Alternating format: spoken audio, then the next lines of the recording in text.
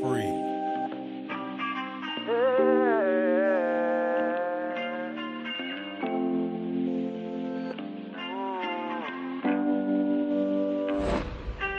One day I'm gonna be everything I wanna be. I don't let it get the most of me. One day I'm gonna be free. I wanna be everything I'm gonna be. My future right in front of me. One day I'm gonna be free. I wanna be free. Then let me be free. One day I'm gonna be free. Mentally and physically, emotionally and spiritually. One day I'm gonna be free. I'm standing at the crossroads. I'm feeling like a lost soul. Don't know where I wanna go, but all I know is I wanna be free. They're telling me to let it be, but that just ain't in me, no. Jealousy and envy, but all I see is I wanna be free. See everything I wanna be, exactly what I'm gonna be. Don't let it get the most of me. Eventually, I'm gonna be free. See everything I wanna be, exactly what I'm gonna be. Yeah. One day I'm gonna be free. I'm gonna be free. Let me be free. One day I'm gonna be free. Mentally and physically, emotionally and spiritually. Yeah. One day I'm gonna be free. I told them take their aim off me. Stop trying to get a name off me. If they would just let me be, I'm gonna be free. I told them take some chains off me and throw away the locks and keys. If they would just let me be, eventually I'm gonna be free.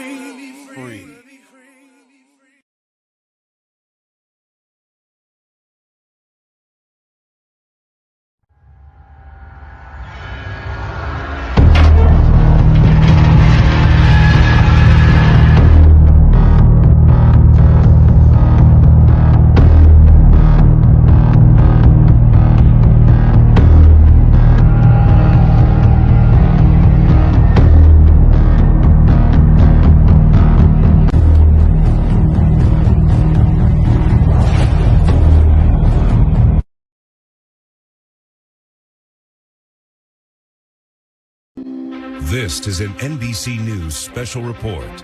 Here's Hoda Kotb. Good morning. Good to see you. You are coming on the air right now with breaking news. A massive global technical outage tied to CrowdStrike, which is a major cybersecurity provider, has knocked critical computer infrastructure offline all across the country and, in fact, all around the world. It's an issue with a software update. It's impacting lots and lots of Microsoft computer systems worldwide, from businesses to emergency services, 911, traffic lights, transit systems, and it's having a major impact on airlines as well. American, Delta, United, they're all keeping their flights grounded. You're looking at some live scenes from the airport. It is chaos again, 6 a.m. on the East Coast, and this is the scene now. They're having difficulty even printing any kind of boarding passes. This, of course, is a developing situation.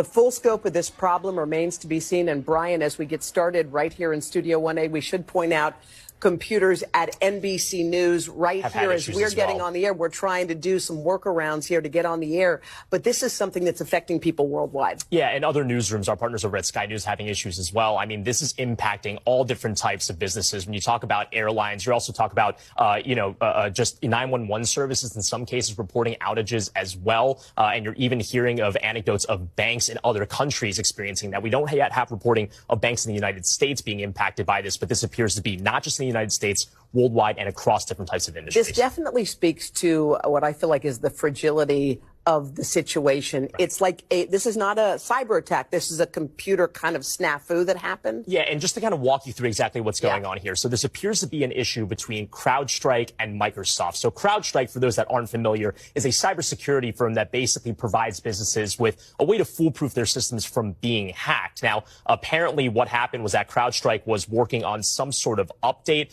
We just heard from the CEO in the last few minutes describing this as not a security incident or cyber attacks. So I don't repeat that again. It doesn't appear to be a cyber attack at issue here. But the reason why CrowdStrike is so instrumental to not just businesses here in the United States, but around the world, is because any sort of business that hires CrowdStrike.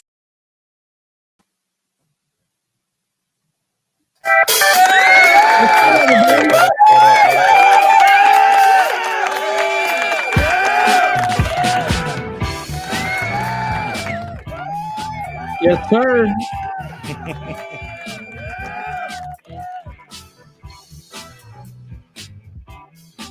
What's up, everybody? What's up, everybody?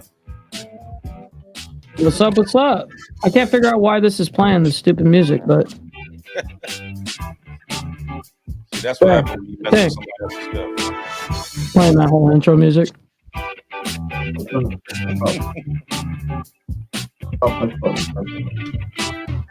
Oh, it was playing a double. Why would it do that? Anyways, hey, we're at the BDs later, man. Right, you got it now? Everybody good? We'll see. Okay, let's try this again. What up, everybody? It's another 7 days. We're back again with another show. Archbishop Mike Ball. We got Aaron with us again today, and this is the Diamond Effect. We got a pretty good show lined up for you guys tonight, but we're gonna start with the particulars first. So Mike Ball, what's up with you, brother? How was your week, man? Yeah, it's been a good week so far, man. It's been enjoyable. I came over here to the Dragon's Lair to hang out with BD, and yeah, we've had a great time, man. In Atlanta, hot Atlanta, and rainy Atlanta. Right. Yeah. We got rain down here in Florida too. Yeah, I know you was over at Black Dragon's house. Hey, Dragon, stick your face in. Yeah, you're getting called in here now. He said, all right. Come on in. Stick your head in. What's up, brother? What's up, brother? Good to see you guys, man. I hope you have a good show. Yeah, thank you to Dragon for letting me use. Really blessed to have Mike Ball here come visit me during a time of great anxiety for me. You know who your friends are. People get in the car, drive 3 or 4 hours to come see you. So I'm very thankful, and I appreciate you too, Archbishop, and everybody. Thanks a lot. Yeah, I'm gonna get up to Atlanta to see you here in the next couple of weeks. That's right. That'd be really cool. I got to come back down then. Yeah, I'm gonna come up. Yeah, Mike, me and you can. We'll meet. On that. Come down. Yeah. Come down at the same time. So what's up, Aaron? How you doing, brother? I'm doing pretty good, my man. Looking forward to today's show. That's what's up. It's a hardcore topic. Huh? It's a hardcore topic. I mean, the whole world shut down because of this. Yeah. Oh yeah. Before we get into like I said, so we got Mike in Atlanta, we got Aaron in Ohio right now, and of course I'm down here in rainy Florida. But we're gonna make it do what it do. Like I said, oh yeah, I forgot to tell you. I started a new movie. That's right. The one that you've been working on that I knew about, right? Well, we had the first one that was called Rotten Dirty. That's gonna be out here in a couple months. We started on a new one called Standing on Business. They just started filming about a week and a half ago. I had one part that I had put out and told everybody that I was supposed to be this detective or whatnot. So I started doing that, and then they ended up changing me. So I went from the detective to a lieutenant, Mm-hmm. and I was kind of iffy about that because I'm like, well, hold on, why you changing me? Did I mess it up that bad? Is that why you changing me? Yeah, And yeah. they, It was and they something was that like, you did wrong, right? Yeah, no, you right, did right. good probably, and they upped your shit. Well, that's what happened. They was like, Mm-hmm. well, we the role that you had at first was a support role. Right. Now we're moving you up to a lead Into role. an actual lead, yeah. Yeah, so I got moved up to a lead role. So on this one, I'm playing this lieutenant. Look at So, you becoming famous and shit, man. This is awesome, man. Love to see it. Man, I'm trying to get where y'all at for real, man. Yeah, right. You definitely surpassing us with these movies and shit, man. This is awesome. I love to hear it, man. Man, I'm trying to get there, bro. I'm trying to get there. But yeah, let's hit this. So we're gonna talk about this whole CrowdStrike thing because it's a lot of little intricate parts in this, and we're gonna try to put it all together and get it out to everybody. Right. Okay, so with this CrowdStrike crash, it was a significant event doing this cybersecurity. The whole cybersecurity, people being hacked and stuff like that thing. Even though this was not an actual hack, let's put that out first. It was not an actual hack. Right. It's not a hack. But It wasn't like someone tried to do this on purpose from like a different country or something like that to gain intelligence, right? Right. This was something that was global. So on this day, and an accident, from what I hear so far. Allegedly, right. Right. So on this day, viewers across various sectors of the world reported the inability to access key features, which is the real-time threat detection and response capabilities, which were critical to safeguarding against escalating cyber attacks, stuff like that. The analysts speculated that the outage stemmed from a combination of overwhelming demand due to a spike of cyber incidents and undetected vulnerabilities within the cloud infrastructure. The repercussions, of course, was profound, highlighting the delicate balance between technology advancement, resilience, impacting clients, throughout the globe.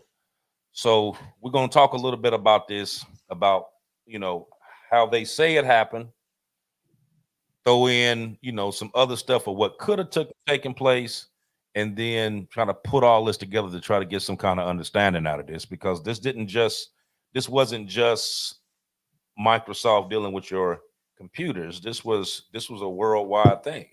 Right. And also something too is that, you gotta look at who, follow the money. I always say that, right? Follow the money. And is it just like that video said in the very beginning that you played, Archbishop, is it a coincidence that BlackRock has got their hand in shit? Right. And we're gonna tap into that too. Mm-hmm. Because BlackRock has been involved in several things here within the past couple of weeks. No kidding. We're gonna try to tap into a little bit of all that too while we're going through it. So I don't know whether a lot of people are even familiar with BlackRock, but BlackRock is also a member of the WEF, World Economic Forum. And they're responsible for a lot of e-commerce, banking, airlines, credit cards, 911 emergency services. BlackRock basically owns the world. Well, they also bought up all the farmland. You know what I mean? They bought, they bought all the single family homes. They're the biggest investor solely in all of the world. They controlled like trillions of dollars. Oh yeah. Matter of fact, it's over 15 trillion. Yeah. That they control around the globe, which is more. They have more in that company alone than the GDP for the U.S. and China put together. God, that's so crazy. Just this one company, and they were talking about between now and 2030 that they were going to own at least 60% of the housing market. Yeah. Between now and 2030. But we're not going there yet. Right. We're gonna go back to here. So, so with this shutting down, this whole CrowdStrike thing is, as you know, if people didn't know, it's a cybersecurity provider, and they linked up with Microsoft, and they put these different updates in. So, like when you get updates on your phone, updates on your home computer, laptop, stuff like that. A lot of that stuff comes from this company, CrowdStrike. That's where a lot of these updates come from. So security updates. Now you get your regular ones from Microsoft. You get an actual Microsoft update, but for your security purposes, it goes through. And now, but they have it to where, what is it? 50% of all the S&E companies around the world, 50% of them are going through CrowdStrike for their security purposes and all that. So basically what happened, what they're saying happened, is that there was a patch that went wrong, which in turn knocked out everything from, at the airlines, from you, a lot of the banking services. There were some minor banking service glitches here in the US, but a lot of them was overseas, where the banking system just completely shut down. London Stock Exchange, 911 services in the US and around the world was affected. A lot of these major credit card companies, they were affected. And some of them are still affected even as of today. So this patch that they said that they put into it, it's supposed to have been fixing some of this stuff, but a lot of these computers are just gonna have to be manually done, which takes a lot of time. You know what I mean? And you dealing with a lot of companies around the world. This is something major. So one of the things I was thinking about when this first happened was like, okay, so I know they said that it wasn't a cyber attack, but it was something dealing with Microsoft. When Microsoft went through their little thing a few months ago, where they had some hackers actually go in and go all the way down to the source code, and was able to basically hold Microsoft at ransom, and had Microsoft pay billions of dollars to be able to unlock it so they could get back in it. Right. Now, I think a couple shows that we was talking about, I said something to the effect that the people who done this, what could have stopped them from coming in and actually putting a code into the source code? You did say that. Or various codes into the source code that they can go into it whenever they wanted to do it. So was that something that could have taken place, or was this strictly CrowdStrike? Because it seemed like right now they're both pointing fingers at each other. Totally. So what do you think, Aaron? Well, let me use an analogy of a 6-ring bullseye so people understand. I don't want to get too technical over people's heads. In a 6-ring bullseye, target with a bullseye in the center, each ring that you cross into requires a certain amount of certification, a certain amount of authority to access that. To get down to the bullseye, that's called your kernel drivers. Your kernel drivers control your operating systems, your device drivers, as well as your source code. So that's the bullseye. That should be exclusively Microsoft only. Now, CrowdStrike, they're basically an anti-malware company on steroids, basically.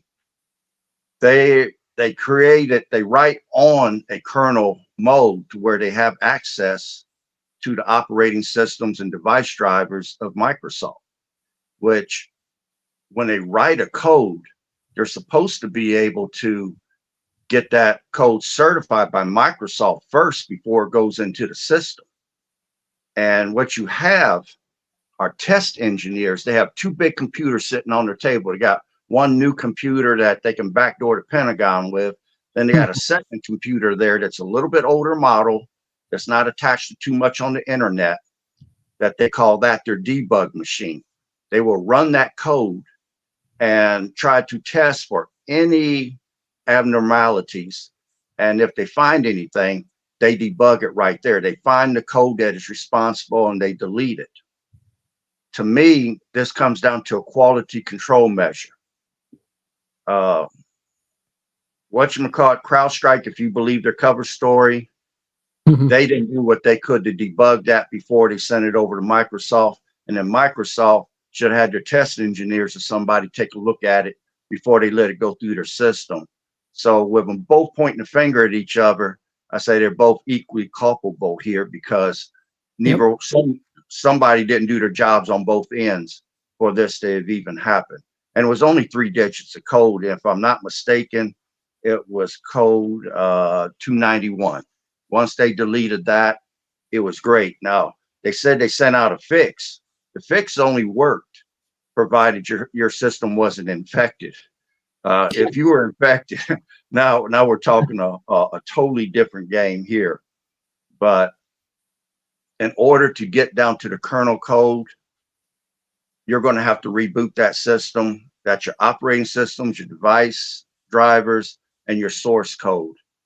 And man, this is something that's going to be really bad here, to try to get down to everything and find all that's in there. But you also have something called a Falcon sensor. And I need to bring that up. A Falcon sensor is a program it's a driver, it runs in the background. And basically what it does, it's software that looks for abnormalities. That's what makes the CrowdStrike thing work, because it's looking for people trying to break in or people trying to put malware on. It's constantly searching for that. Now, while it's looking for those abnormalities, somebody had to put something in there to cause that to not do its job, because even there, that should have picked that up, but it didn't. So that's why we're where we're at. Yeah, I find it. Go ahead, Mike. Go ahead. Well, I was just going to find it interesting. I find it interesting that, we have a cybersecurity company that is supposed to help secure us, right? And ironically, they're the very ones that screwed up and shut down the world.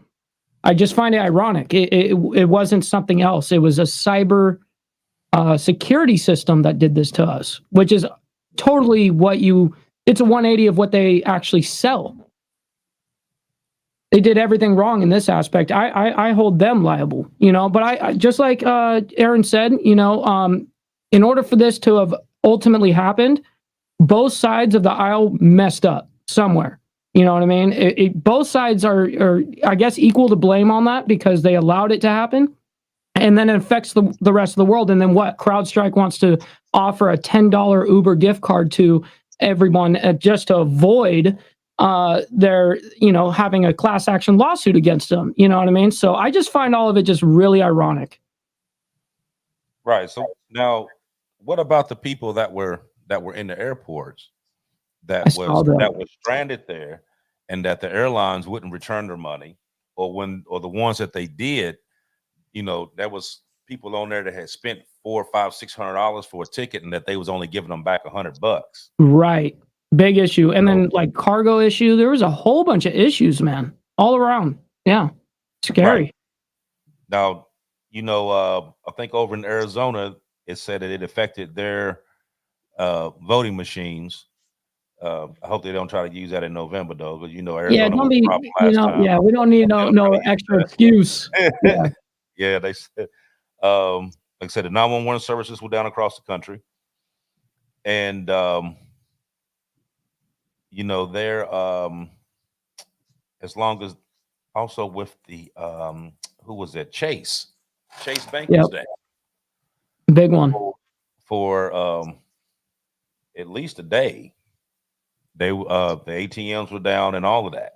Could you imagine the amount of money lost in just a single day for a major bank like that? Even Steve is saying right here in the comments, I think a few airlines were still down yesterday as well. Like they're still dealing with this, 4 or 5 days later, however long it's been now. Yeah, that's crazy. That's a lot of money lost. Right. Here's I got a little quick video I'm gonna show here. This video is you have the CEO of CrowdStrike. His name is George Kurtz, and he's basically giving you his little spiel as to what took place. Okay, so we're gonna no PR play. Yeah. So we're gonna play it and let him tell the way he's gonna tell it. That's right. Then we're gonna dissect it. Break it down. This was not a code update. This was actually an update of content. And what that means is there's a single file that drives some additional logic on how we look for bad actors. And this logic was pushed out and caused an issue only in the Microsoft environment, specific to this bug that we had. We identified this very quickly and rolled back this particular content file. Obviously, many organizations are impacted, and many of them are beginning to recover. Many systems can be rebooted, and we've fixed the issue, so the systems are coming up and running. Some systems may not fully recover, and we're working individually with each and every customer to make sure that we can get them up and running and operational. But to be clear, it was not a cyber attack. It wasn't anything related to that. It was a content bug or update that we sent out, that we identified, and we rolled back. Wow. Wow. So they caught this immediately and rolled it back. Now, if that was the case, then why come it shut down basically the whole damn globe? If they caught it as quickly as they said they did and rolled it back. Right.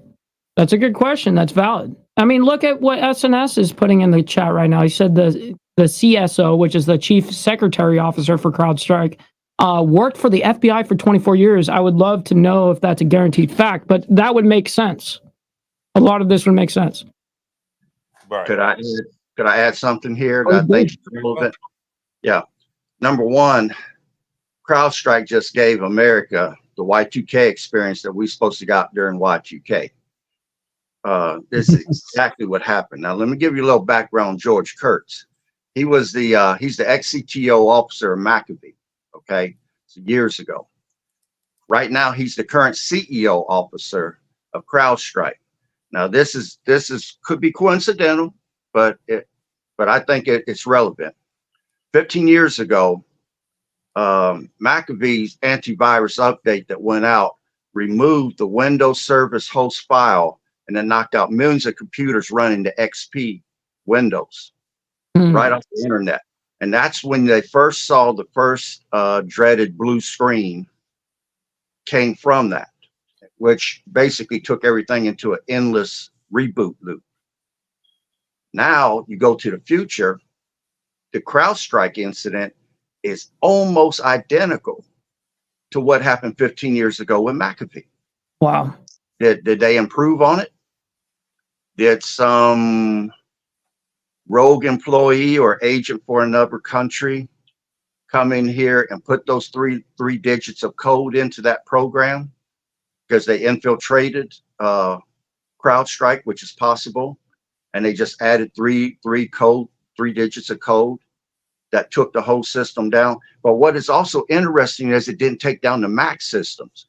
China and Russia wasn't affected. Okay, just the Microsoft.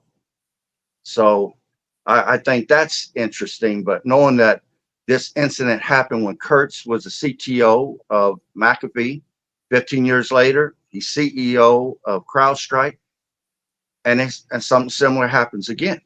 So what is it particularly about cybersecurity systems that this has now happened not only one time, but twice?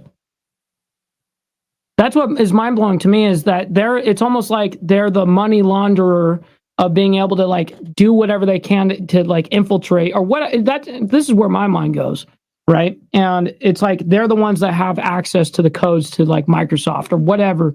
It's it's rough to see, you know, not just one time, but within a 15-year span, happened twice from two different, you know, malware protection, you know, companies. It's mind blowing. It almost seems like they're improving the way to Right. bring the system down, you know. Totally. Well, you know, they did say back a while ago that the next pandemic was not going to be like COVID, where there was a virus involved. It was going to be cyber. Now, you know, just with what happened the other day. Now, imagine if it was a little bit more than what actually happened. It was more than just this patch that went awry. You know What I if mean? they collected data? You basically could have put the whole world back in the Stone Age Totally. that quick. You know what I mean? So one of the things that I was thinking about was, you know, like during the pandemic and COVID, a lot of people said afterwards that was more of a test to see how people would react and what they would do if you put them into a situation where they had to stay home. They did not, you know, they could only go within a certain span. Where they had curfews and stuff like that to see Big social experiment. to see how they would adapt to it. When I heard about this, and then once I, you know, started looking into it and looking to who all was involved in this, and I was like, you know what, this could have been, you know, like a test just to see, like, okay, what would actually happen if we just did this little bit. Let's just try this little bit and see what happens. You know what I mean? Now, granted, that could be way far-fetched and way conspiracy theory type shit that I just said right there, but that could actually take place with just that little bit of code. Like you said, it was just that little bit of code basically went around the globe and shut everything down. What if they opened up just a little bit more than what they, you know, or what if somebody did actually had the ones that had initially jumped into the source code in Microsoft, and what if they had actually done something on that end to make this over here go bad? You know what I'm saying? So it could go both ways. And I'd like to add to that. The World Economic Forum has made a prediction some years ago that on August 12th, 2026, there's going to be a world cyber attack that's going to occur. Now, how would you know that? I mean, not only are you telling me the year it's going to occur, you're telling me the month and things. So, an exact date. How would you know that?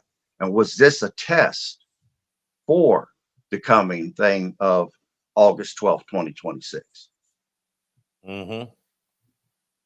Yeah, I'm telling you, this stuff here, like once you started going in, and the whole cyber thing, that was once you started looking at it and seeing what they did, like, okay, this was like this much. But then once you started going into the other side of it to see who actually owns this company, yes, and what all this company does, that's where my red flags. Yeah, that's where everything started making sense. It was like, oh, hold on now. Follow the money. Right now, you just got hit just last week when the whole alleged assassination attempt thing happened with President Trump, because the guy Thomas Cook that they said, you know, did the shooting was also in a BlackRock commercial. Yes, he was. You know, sitting in there big as day. Soon as the commercial start, he's sitting it's all there whole face. connected. The BlackRock, man, it's so crazy to me. That's the very first thing I saw. As soon as I saw BlackRock was connected to this, automatically all red flags went up for me. I was like, yeah, there's something here to this. 100%. Yeah, I seen that that little commercial that they did, and like I said, like as soon as this commercial starts, the guy starts talking, and as soon as he walks in the classroom, this kid turns around, and it's this kid, the same kid that was responsible, or that they saying responsible for this stuff that happened with former President Trump. It's the same kid that's on this BlackRock commercial, which made zero sense. I don't know where anybody has ever seen that commercial or not to even know what we're talking about. But I'm gonna show it to you. Nice. You got it. Yep, I'm gonna show it to you. Hold on. My name is Brian DeLallo. I teach AP and Honors Economics in Pittsburgh, Pennsylvania. Financial well-being to me is knowing that I can be free to do the things that I love to do. I hope when I retire someday, they say, that guy made this place a special place to come to school and gave as much as he could to help the community. They say, that guy made this place a special place to come to school.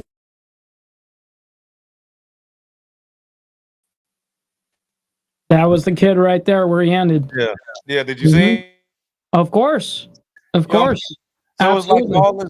it's like all this stuff. Once you start thinking about it, it's like a lot of connected dot type stuff. That's the stuff I've been saying for months now, that everything that we keep talking about here is somehow along the line, we find a dot somewhere. It's connected somehow, this big circle. Right. And it's stuff that ain't even dealing with, you know what I mean? Stuff like this, but it just keeps connecting with each other. It's all different, but somehow it could be all the way on the other side of the spectrum, but somehow it circles around. It's connected. It's crazy.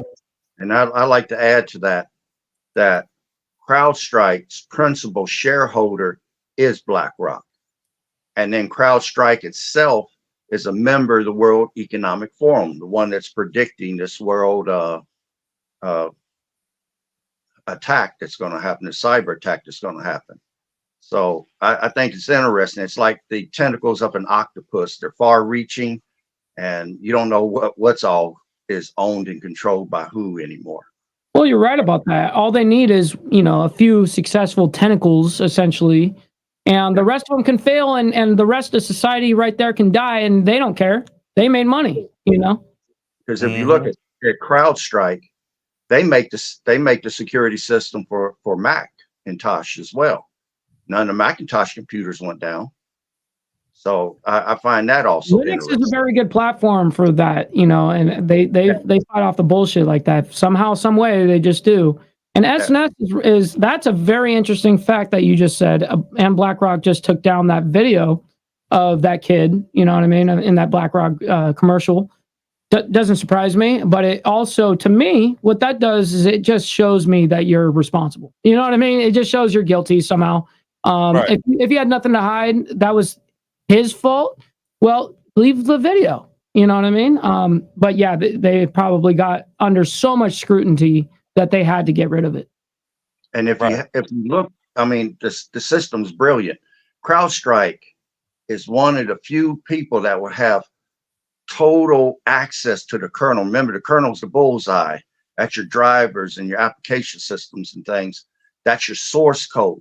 They would have access to everybody's, as far as Microsoft would be concerned.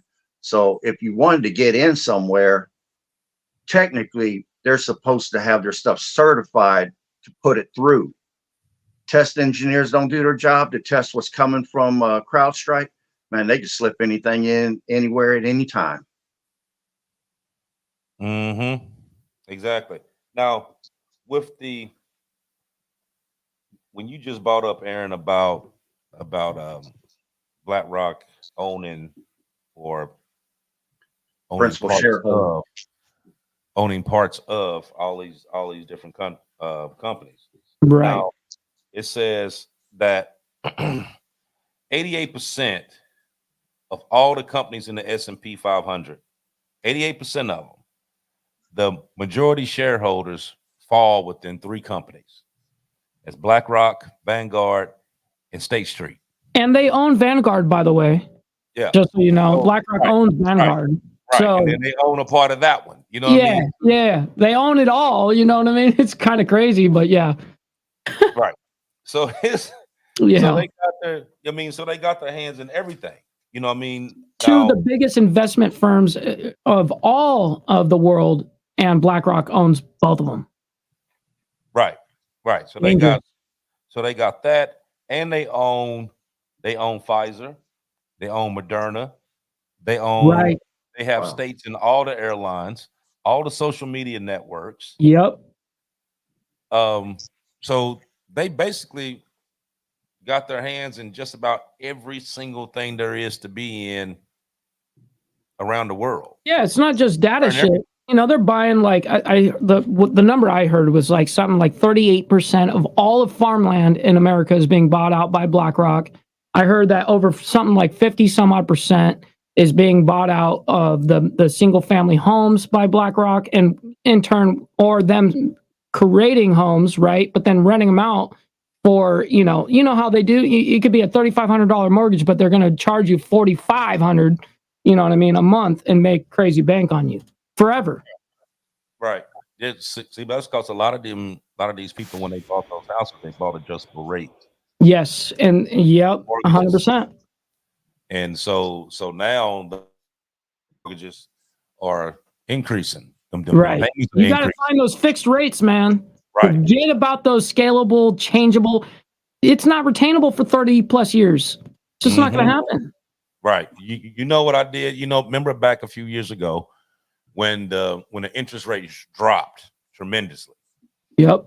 And I went through and I refinanced my house, and I got it for 2% fixed for 30 years. 2%. 2%. So even though, that's why I still kept my house in Ohio. You know what I mean? And they I don't call blame all the you. time. Like, oh man, you want to sell your house? Want to sell your house? No, absolutely not. I'm fixed. Not. Don't need to. Right. It's fixed. It ain't going nowhere. You know what I mean? No, I ain't about to fall for that trick. Like, hell no. Yeah, it's probably BlackRock trying to buy it. You know what I mean? Yeah, exactly. Yeah. But it's what was the other one here? Seems like they've just got a hand in everything, man. And then CrowdStrike, I didn't really know much about CrowdStrike, honestly, until this whole thing happened, and then going into, investigative mode as a content creator usually would. I'm privy to all the other companies, but never really got into CrowdStrike. And I find it weird that, I didn't look into them like that before all of this. And then it's not surprising to find out there's an ex-FBI, director or some bullshit that's been in there for the last 24 years. None of that is surprising. This is the interconnection crap that I'm talking about. I never even heard who CrowdStrike was until here recently. Same here. I had no idea. Same here, honestly. And so, like I said, when this happened, and I was like, okay, CrowdStrike, who the hell is that? Who the hell? Yeah, I had to go look it up. I know all the different malware, cybersecurity systems and all that. Never heard of CrowdStrike. That sounds like some Grand Theft Auto 6 shit. You know what I mean? Yeah. See, but then when you get into it, like they also do cybersecurity for the Pentagon. Oh wow! So they do not only just personal shit, but I mean, it makes sense. But they are pretty much a top-down organization then. Yeah, they're everywhere. Wow. They're everywhere. And another thing about them was that when they get these contracts with these companies to do their cybersecurity or whatever, in their contracts, they set up to where they basically release all information to them. So everything dealing with your company, they know about. Every bit of data, everything about you as a human being. Yep. Right. They know everything about every single thing that they dealing with your company. So that should scare everybody right there. So if you're trying to look for information and you talking about now, we keep talking about people trying to get your information, the government trying to get your information, stuff like that. Well, they've been doing it. They've had it. They used it up under. Okay, well, we're gonna provide this service for your company, keep you from getting hacked and all of that. But in order for us to do that, you have to release all information. Give us access to all information in order to be able to do that. I don't remember getting that email or signing that contract saying, send over my shit, because it's crazy how much they will send you. Selling your data is such a huge business that it could be sold 100,000 fucking times. And that shit is mind blowing, because you would think one or two people maybe. No, it can be sold 1 million times, man. And it's crazy. And that this is, people go, well, how did people know my password? How did people get into my bank? Dude, it's very easy to do so if from the back end of this shit. Absolutely. Data breaches happen. It seems like now daily. You know what I mean? Data breach from here, data breach here.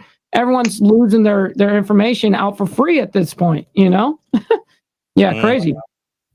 You know, I think one of the things when we was talking about dealing with BlackRock, when you start talking about that company, you got to talk about the man that's over BlackRock, and that's Larry Fink.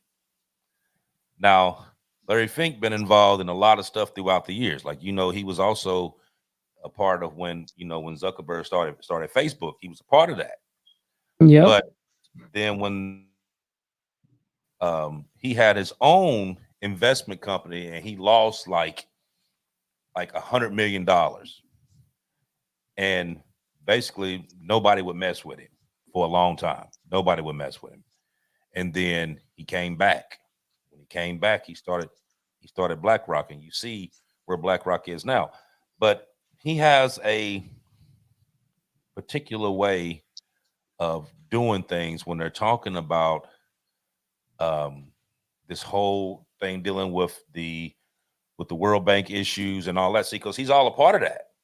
You know what I mean? He's in the inner circle, you know? Right, Yeah. right. So when they have the Bilderberg meetings and stuff like that, he's a part of that. He's a part of that forum. And one of the documentaries that I had seen, they played a clip where he was talking, and he said that in order to change people's behavior to do what you want them to do, you have to force them to do it. Mm-hmm. So a lot of the strategies that he's putting out it's more forced behavior. Okay, so if you make them do this, then they have no choice but to do it. So like over in the UK, for instance, where they're talking about implementing the 15-minute cities and stuff like that. See, he's a part of all that. So that's one of the things that they're trying to implement over there, to basically as a test run to see how it goes. Right. In these 15-minute cities.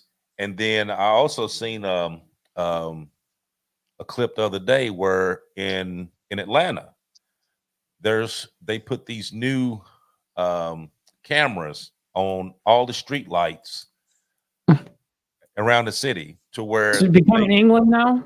Where they can go through, and as you walking through, they can scan you and know exactly where you are at any given time. And even if your back is turned to them, they have system where in that program that it can tell by how you're walking who it is. No shit. So this is above CCTV. This is above CCTV shit that's in London, England, all that shit, right? I mean, it sounds like some China level shit. Right.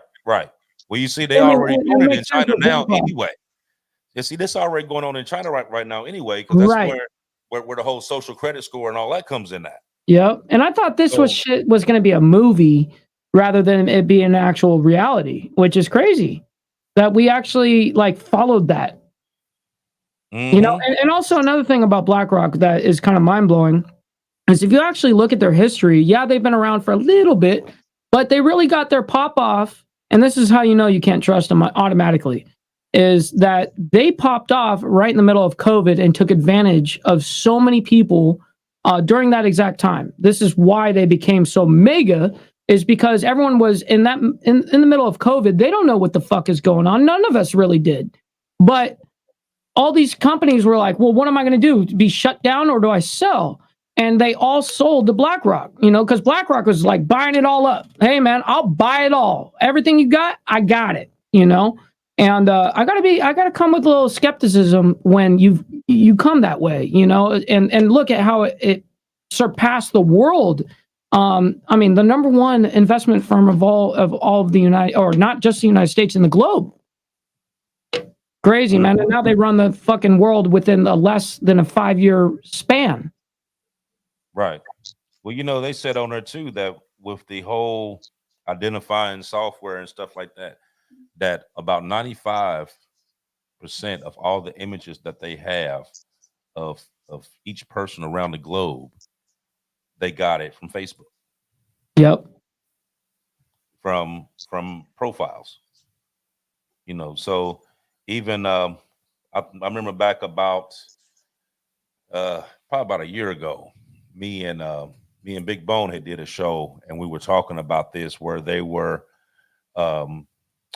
getting these pictures from Facebook, from members of different clubs Mm-hmm.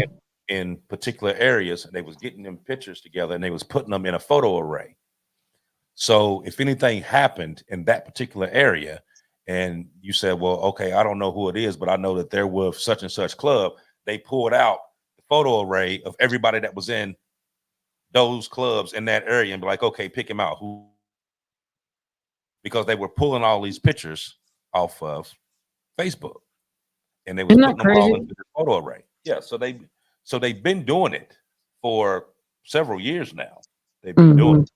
They're It's just proficient. now, right? It's just now, it's just starting to come out as to exactly how in depth they were doing it and what different precursors and stuff they was putting in place now for everyone, not just you know, sections of people and whatnot. You know, because back in there's a journalist. Her name is Veronica Webb.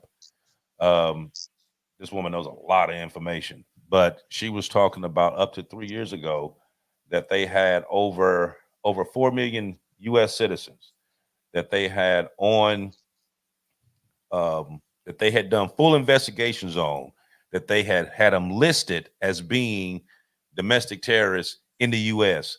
No matter what it didn't matter Right. whether you had done something or not.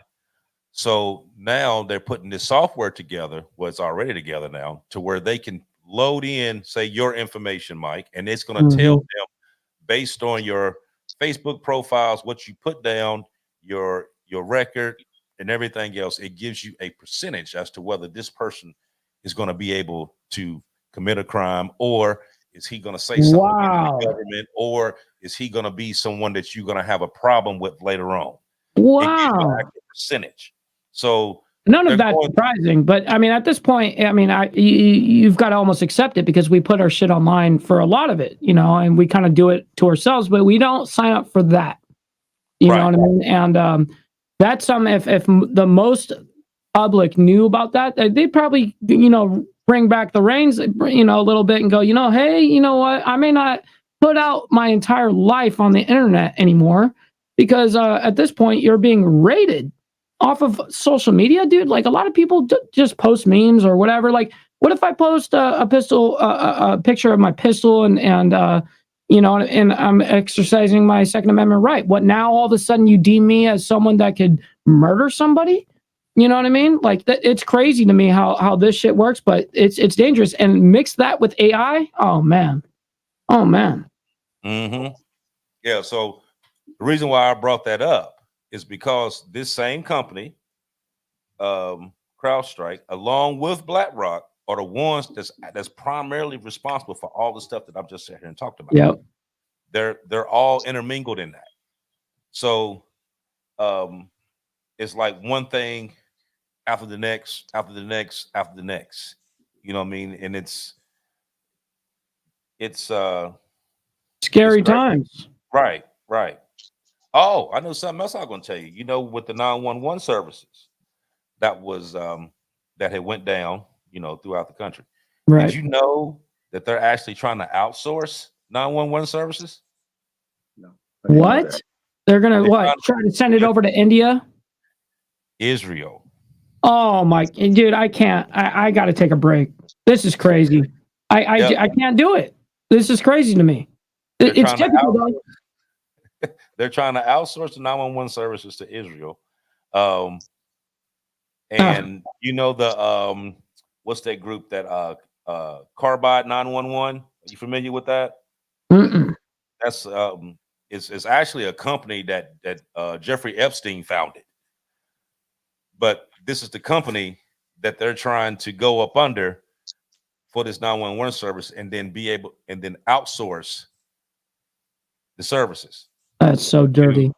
To Israel and India. India was a part of it. Wow. Israel And I did that guess. That was a total guess off the top of the dome, but it doesn't surprise me.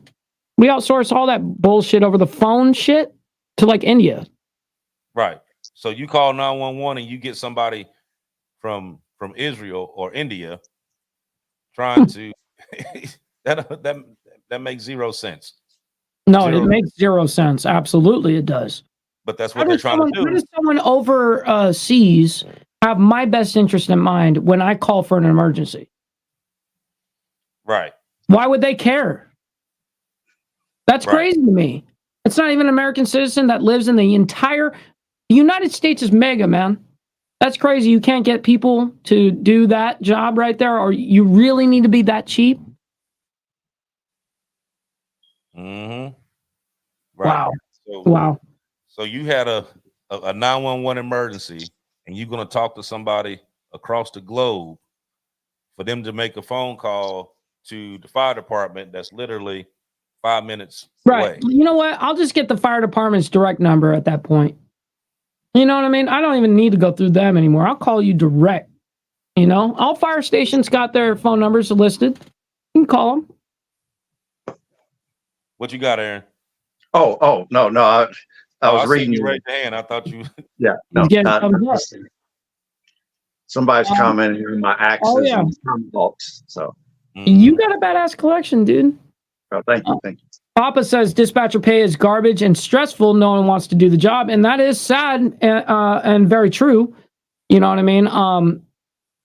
It's sad to see, but you know, something like that, I would agree with. You know, definitely paying them what they're worth. You know, especially any type of emergency services. Yeah, man, it's crazy how cheap it is, and then we can just hire someone for pennies to do it on the phone from across the entire goddamn freaking earth. That's crazy to me. Right. Okay. So what if they have an outage over there? What if there's an outage in Israel? I mean, they're literally at war right now. Yeah. So what if they have an outage in Israel, or what if there's an outage they get in bombed. Israel? They get bombed, and now all of a sudden they got no telecommunication services or internet or nothing. Then what? Mm-hmm. What is this FedEx putting flock camera? True. That's true. And they're also cooperating with the police with those cameras. Not surprising. And vice versa.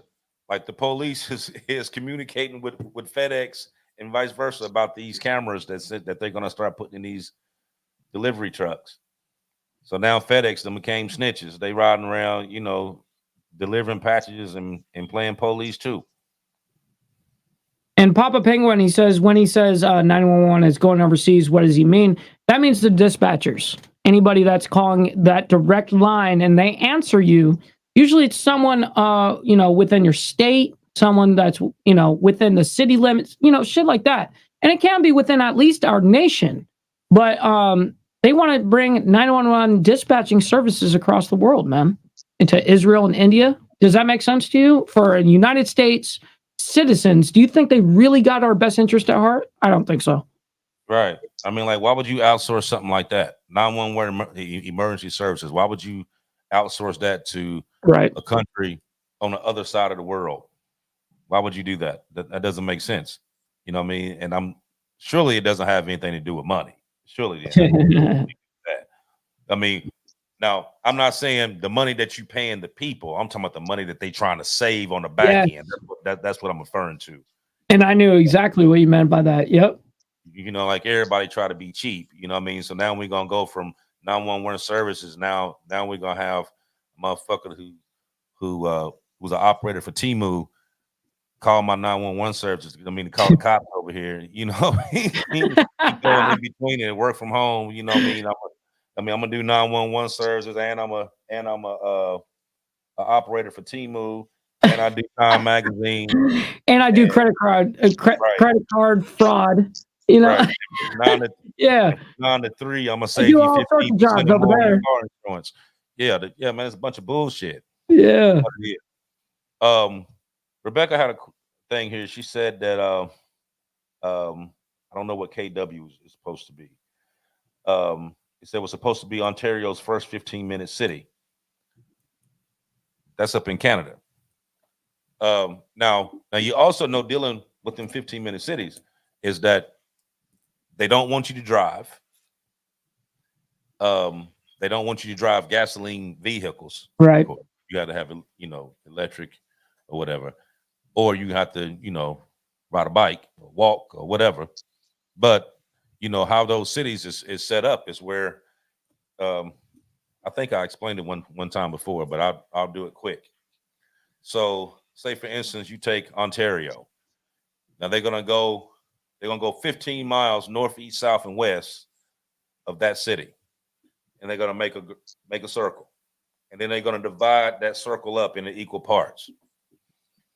And then if you fall within those grids, everywhere you function at, from your job, where you live, where you buy your food, kids go to school, everything is within that 15-minute radius.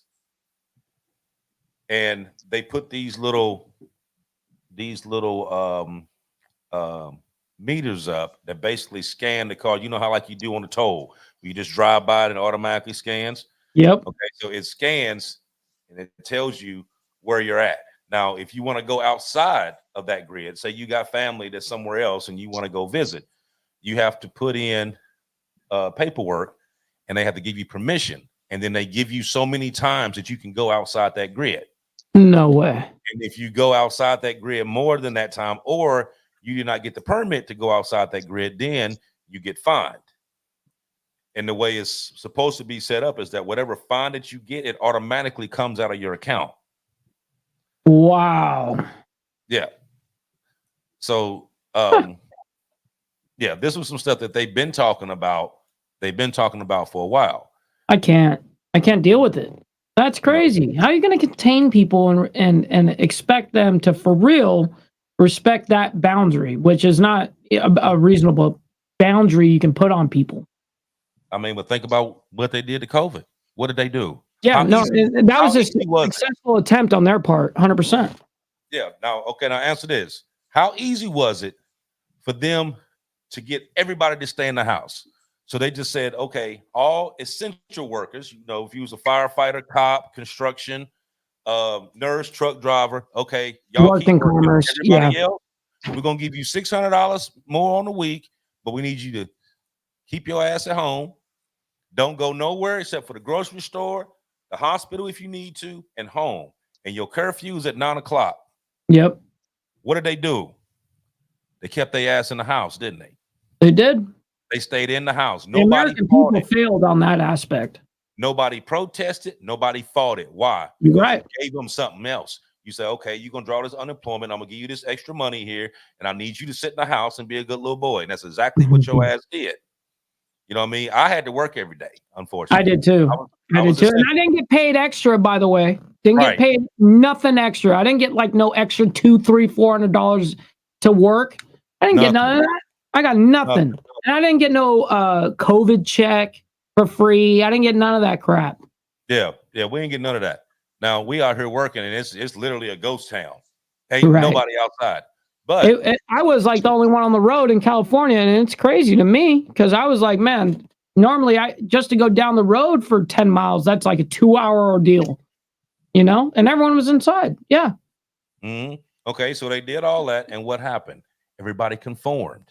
They told you wear a mask. They want you to, if you go in the store, stay 15 feet away from everybody. Wear your mask. Go school. You can go here. You don't even got to worry about going to school. You can do it from home. That's what they're going to do. Now, with this 15-minute city, you don't got to worry about going to your job because every job in that area will then be remote jobs. Right. So you don't have to leave your house. Right. You know what I mean? But they've already done the test run with COVID to show that it can happen. And people are naturally they're going to follow free money and find we are all about the easiest route, and if we can be at home making money, dude, most people are like, dude, you expect me to go back to work after this? No way. I was making all this money right here at my table, at my desk, in my house. You know, I mean, how do you, I mean, that was a really good thing for the government. If they want to brainwash people and really do this experiment, give them some money and make them lazy. Mm-hmm. But it was, go ahead, Aaron. I do have something this time. To me, and we've talked about this on the show before, but I want to reiterate it at this point. Well, what we all witnessed that went down, this should be an eye opener for everyone out there. I mean, World Economic Forum's predicting a world cyber attack. We know our enemies are planning to bring down our grid. That day is coming, and it will be in our lifetime. You got to be able to go at least 90 days in your home, enough supplies that you don't have to go out and risk your life, because in the first 2 weeks, people are going to be hurting people over resources. If you can stay in your home where you're safe, you stand a better chance. This was an eye opener right here. And people, if you haven't started prepping, you need to get it started. And if you are prepping, step up your game at this time, because we don't know, like I said before, when the day before is actually going to be the day before.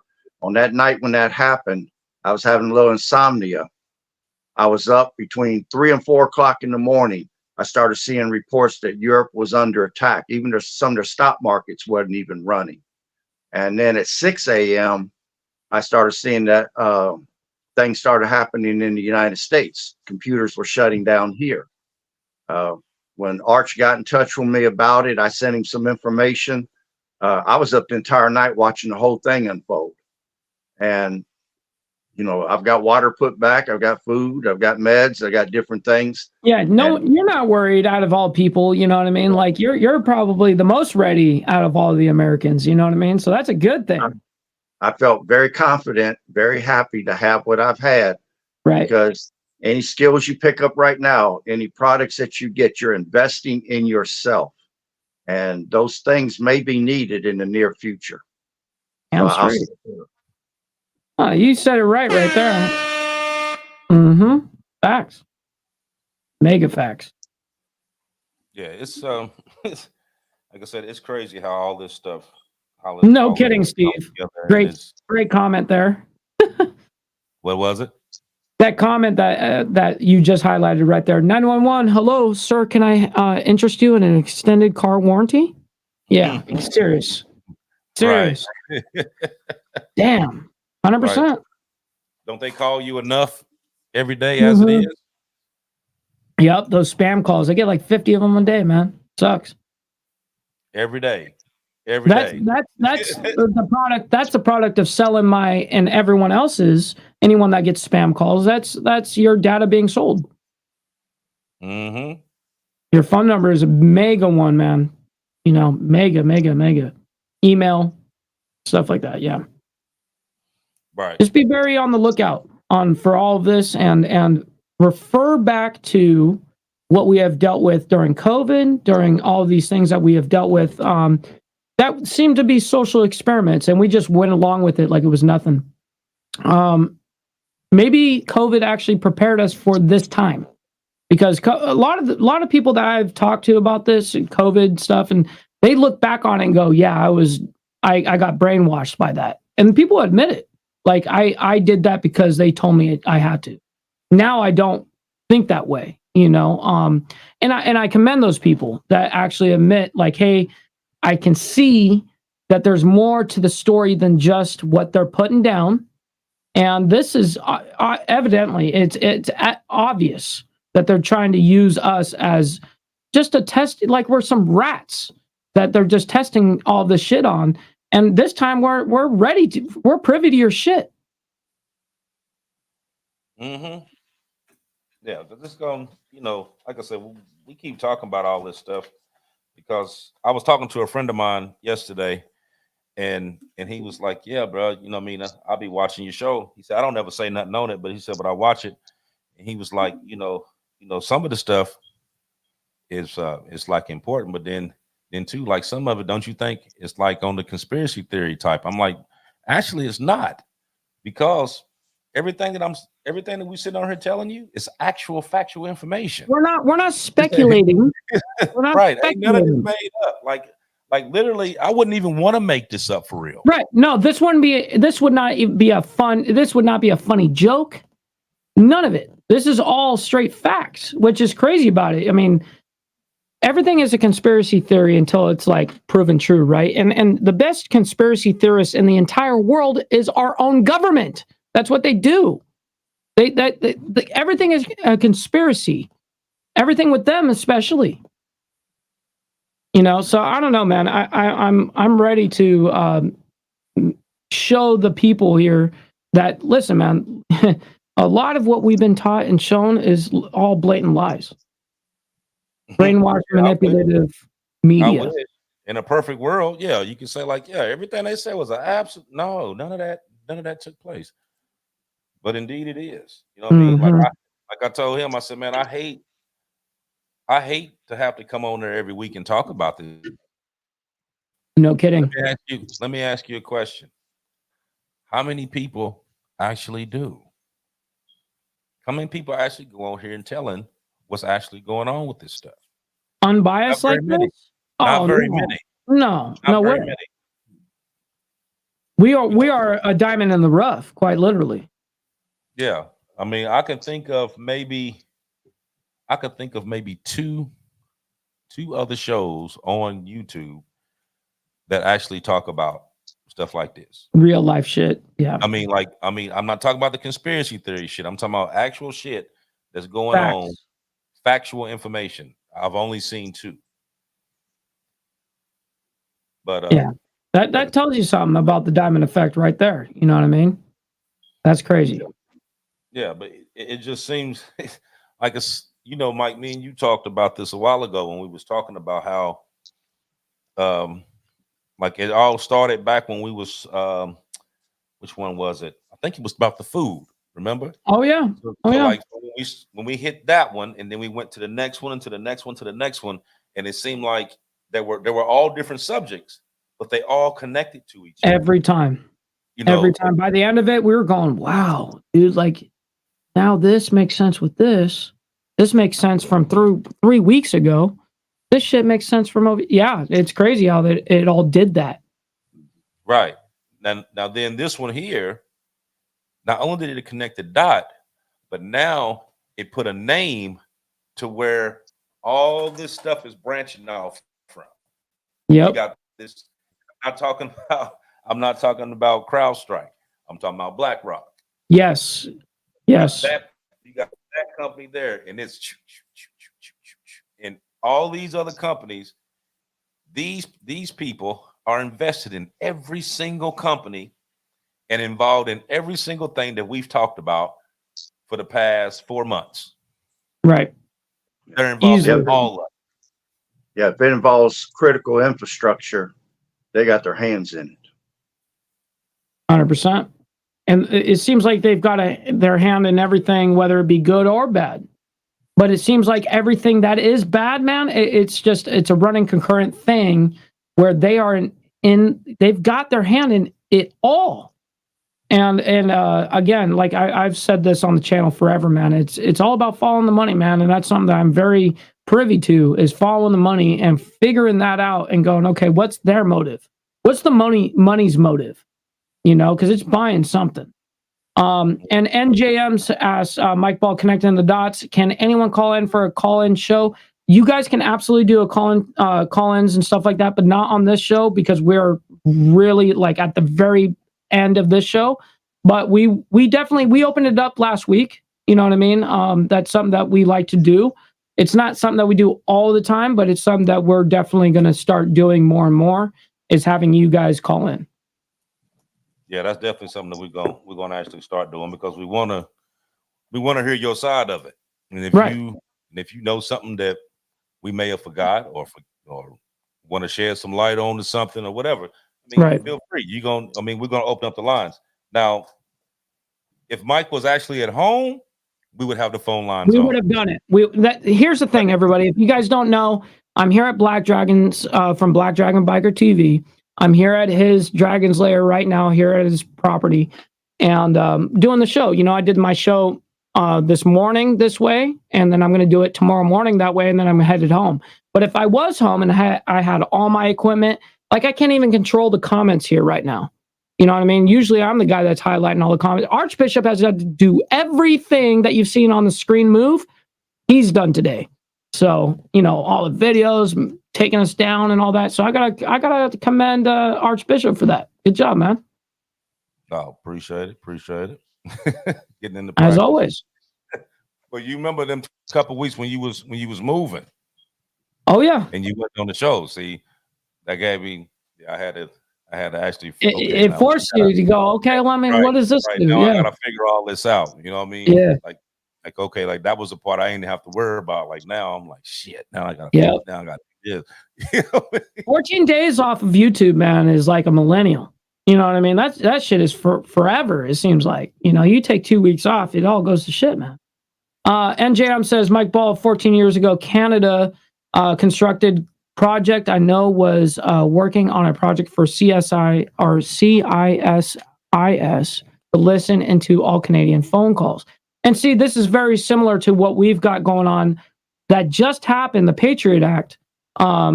Right? It was the we've got the Patriot Act, and then what was behind that? But nonetheless, we are being constantly observed, not only through our phones anymore, or computers, or stuff like that. I mean, it could be literally anything at this point. Any camera, anything that can cause a red flag. You know, they have the right to use your own Ring camera or your own cameras inside, or your Alexa, or whatever. You know what I mean? We've given them full reign. Here you go. Mm-hmm. Yeah, that fell up under the Restrict TikTok. Act 79. Yeah, the Restrict Act. That's what I was looking for. The Restrict Act, and then way back before the Patriot Act. But yes, that was what I was looking for, is the Patriot Act or the Restrict Act, when we allotted the government to essentially do that to us under all over the face of a TikTok bill, because there was so much hatred for that shit. And it got passed because of the hatred of TikTok, and it was the face of the bill. Mm-hmm. Sad. Well, you know, I think they used that to be able to Of course. Okay, I do this anyway, so let's just throw this in. Of course. So everybody focused on this. We're gonna slide this in. Yep. You know, and we try to warn everybody about that. You know what I mean? We warned everybody about before it went through. And it's like, listen, man, there's more to this than just the TikTok shit. Mm-hmm. You're giving up all your rights. It was weeks before. Told them to call the senators and complain about it and everything. Yep. Straight up. Out like 3-4 weeks before it even. Yep. Like, hey, call your people, call your representatives. Yep. I remember that. Crazy, man. You know, like a lot of them, just like somebody messaged on there before, you know, you're gonna have two different type of people. You're gonna have the ones that's gonna listen to what's going on, do your own research on it, see it for yourself, and then be proactive and take care of what you need to take care of. Right. And then you're gonna have some that's gonna sit back and be like, that shit ain't gonna never happen. And then it does, and then you one of the ones that's out here scavenging. Right. Trying to make sure that your family and your kids got what they need and stuff like that. When if you'd have listened, no kidding, months prior, you could have already had this stuff already taken care of. No kidding. So like I said, all the stuff that we're talking about on here, I mean, I say it all the time. Don't just take our word for it. Go look it up. It's there. I never want people to take my word for face value, or anybody on this panel ever. I want you guys to get the information here, maybe hear it first, and maybe get a little bit more information and go, you know what? That's interesting. Or, hey, this is crazy. I got to check this out for myself. Everything that we're talking about here is something that you can actually look up. We're not just making conspiracy theories up as we go. Look this, all this shit that we talk about. Look it up. I advise everybody to do it.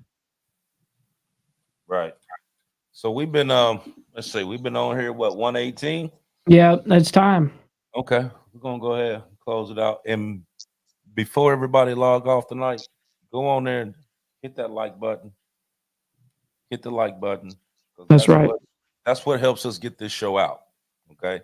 So even with the ones that's, you know, because we got it streaming through a couple different places. We got it, you know, got it streaming on Mike's, got it streaming on mine, and okay, so go on both and hit the like button and subscribe so to both.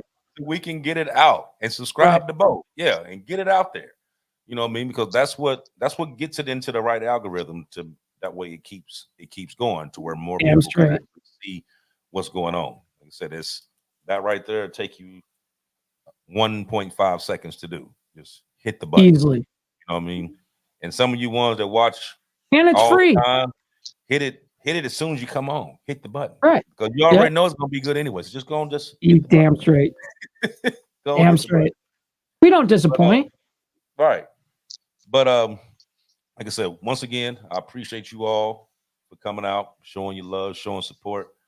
I mean that with the bottom of my heart, man, because if it wasn't for you guys are the ones that keeps me up under this computer pulling up this information, and got Mike pulling up information, and got Aaron jotting notes and picking up information, because he's, you know, I think we're gonna have to make Aaron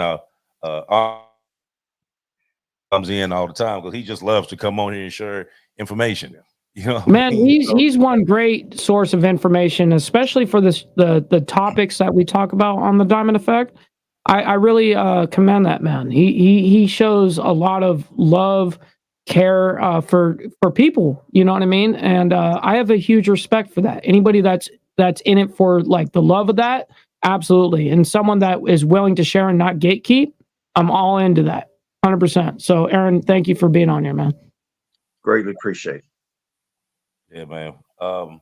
Like I said, I'm gonna close out on it. Aaron, I'm gonna let you say yours.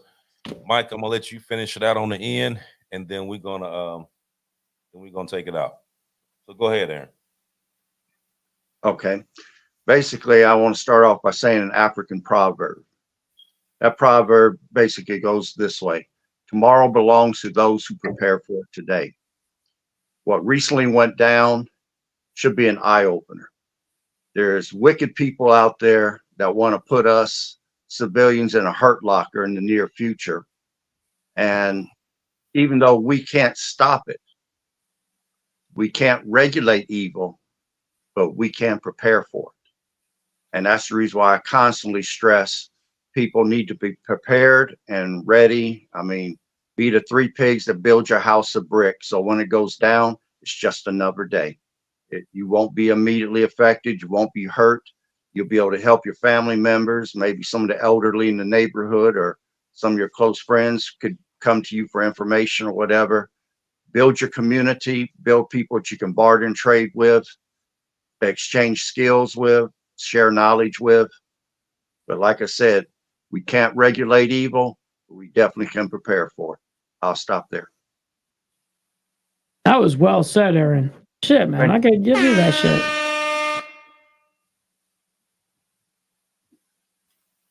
Boy. All right, Mike, it's on you. Take it away. All right. Much love and honor and respect to everybody. I really appreciate you guys hanging out with us this evening. It's always a pleasure and our honor to do these shows for you guys. It's always an amazing time. We do it for you guys fully at the end of the day, man, and you guys make the show, man. I want to thank you guys, and make sure you guys are following the Facebook, the group, the Diamond Effect on Facebook, man. Go follow that page, man. There's a lot of members in there. We all talk, and it's a great time in there, man. So make sure you guys do that. Also, make sure you hit the like button. It is, like Archbishop said, it is the #1 metric of all of YouTube, man. So make sure that's what pushes us out into the algorithm, saying that we did something right. You know what I mean? And also hit the subscribe button on both sides. You know what I mean? And, these shows right here is exactly what I love to do, is be able to speak the truth and be able to do our part and letting the public know as much as we can with the facts on the ground, what we've got, to be able to give you guys as accurate details as possible, and also something that you guys can start to like go, okay, well, this is maybe what I need to prepare for. You know what I mean? So this is what I love to do on this channel, man. So thank you guys for having me, as always. All righty. Well, as for me, Mike Ball and Aaron, we'll see you guys in 7 days. That's right. All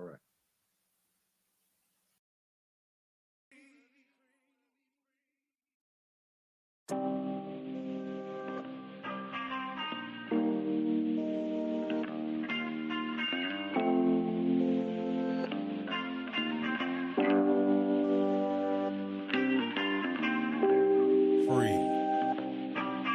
One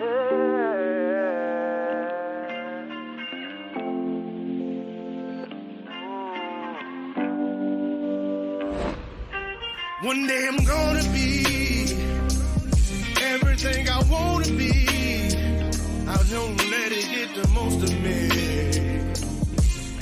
One day I'm gonna be free. I wanna be everything I'm gonna be.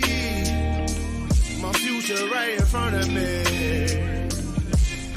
One day I'm gonna be free. I wanna be free. Then let me be free. One day I'm gonna be free. Mentally and physically, emotionally and spiritually. Yeah. One day I'm gonna be free. I'm standing at the crossroads, feeling like a lost soul. Don't know where I wanna go, but all I know is I wanna be free. They telling me to let it be, but that just ain't in me, no. Jealousy and envy, but all I see is I wanna be free. See everything I wanna be, exactly what I'm gonna be.